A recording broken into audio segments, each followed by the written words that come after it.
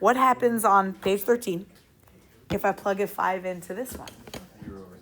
I'm going to get 0 over 0. 25 minus 25 over root 5 minus root 5 is 0 over 0. But let's go look at that graph. So we think the answer is 45. How the heck are we going to get 45 from this? Can we factor the top? We could. Let's do it. Let's factor that top. So we're going to say, all right, the only thing I'm really seeing right now is that top factors into what and what? X plus 5, X minus 5. Thanks, buddy. X plus 5, X minus 5. That bottom, you guys, you're going to leave it as root X minus root 5, and that is ugly.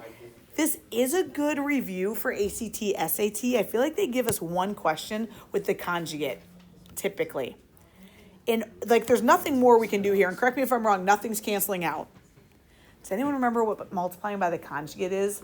Conjugates involve square roots. You were? Yeah, I just said that. Meds are working. Meds are working. Okay. The conjugate is involving the square roots. Your conjugate is exactly what you have, just change the inner sign. So if this is root x minus root 5, the conjugate is going to be root x plus root 5. And you're going to multiply by that conjugate on the top and bottom.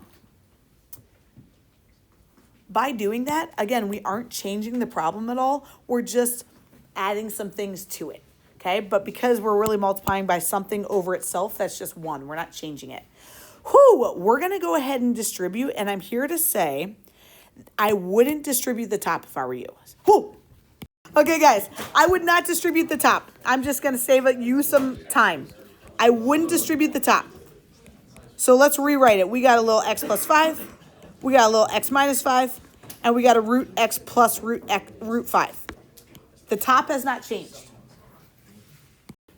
On the denominator, what is root x times root x? X, just like root 10 times root 10 is just 10. What about root x times root 5? Are they both underneath the square root? And they don't match, so they both need to stay under the square root. So it's going to be root 5x. So we're going to say plus or minus a root 5x there. Plus a root 5x. What about here now? What about this one? Minus a root 5x. And you guys, that's the point of the conjugate. The conjugate, these middle terms will always cancel out. If they don't, we got a problem. What are we going to end with? Negative root 5 times root 5 is negative 5. Negative root 25, which is negative 5. What cancels? My roots cancel. What am I left with in the bottom then? I'm left with x minus 5 down here. Actually, I'm going to rewrite it. I don't like doing that. So you might not want to rewrite it. You might be saving yourself. But I've got an x plus 5. I got an x minus 5. And I got a root x plus 5 up top. Root x plus root 5. All over an x minus 5 on the bottom. Do things cancel?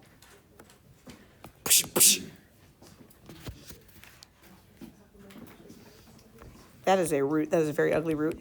You guys, are things canceling?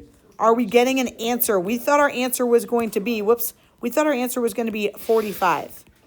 Do we think we're going to get that?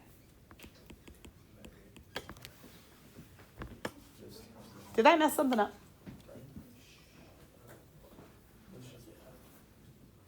Did I mess something up? I don't think so. Okay. Now when we plug in our 5, what are we going to get here? 10 times root 5 plus root 5. 1 root 5 plus 1 root 5 would be 2 root 5. What's that going to get me? What's outside the root stays outside the root. What's 10 times 2? 20 root 5. Is that close to 45? Let's see. So we guessed that it was going to be 45, and the answer is 44.721. I feel pretty good about it. I needed to show you this because this is just another strategy in case we can't factor. We got to be able to do a little conjugate work. Okay, let's go ahead. Oh, yeah, this will be good. This is another good reminder. This next one, if I plug in a pi over 2, what's the sign at pi over 2? What's the y value at pi over 2? The point is 0, 1. So the sign is 1. Good call. The sign is 1. Just a reminder, you guys, this squared, I want you guys to remember that squared is really on the entire, so it's like this, sine of x squared. That's what that is referencing. These are equivalent. You guys okay with that? These are the exact same thing. The quantity of sine is squared. Textbooks, they're always going to write it this way, but this is what it's talking about. Okay, so Mr. Ben, you said that this value is 1. 1 squared is still 1. We're going to get 1 minus 1 on top, which is 0. And then what's the cosine at pi over 2? 0. Shoot. Do we? Yeah.